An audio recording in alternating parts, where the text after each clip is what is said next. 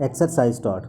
The next few days will show whether or not the government has taken enough measures to placate the demonstrators. There is a dire need to end the violence and restore calm before the protest further destabilize what is already a fragile country. Sectarian and ethnic troubles are never far from the surface in Iraq, and demonstrations can take on ugly communal colors if not handled with tact and statesmanship. In fact, the perceived mistreatment of the Sunni community in Iraq was one of the reasons that led to the growth of the militant Islamic State group. While Kurdish Arab relations have been lukewarm even in the best of times, moreover, many of the protesters have raised anti-Iran slogans, recalling the spectra of Arab-Persian rivalry.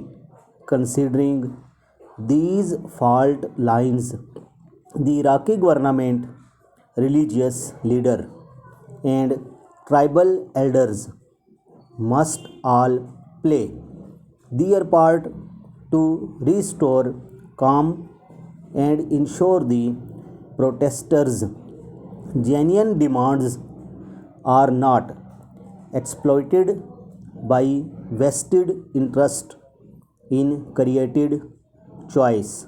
Moreover, hundreds of thousands of people are headed. Exercise start. The next few days will show whether or not the government has taken enough measures to placate the demonstrators. There is a dire need to end the violence and restore calm before the protest further destabilize what is already a fragile country. Sectarian and ethnic troubles are never far from the surface in Iraq, and demonstration can take on ugly communal colors if not handled with tact and statesmanship. In fact, the perceived mistreatment of the Sunni community in Iraq was one of the reasons that led to the growth of the militant Islamic State group. While Kurdish Arab relations have been lukewarm even in the best of times, moreover, many of the protesters have raised anti-Iran slogan, recalling the spectra of Arab-Persian rivalry.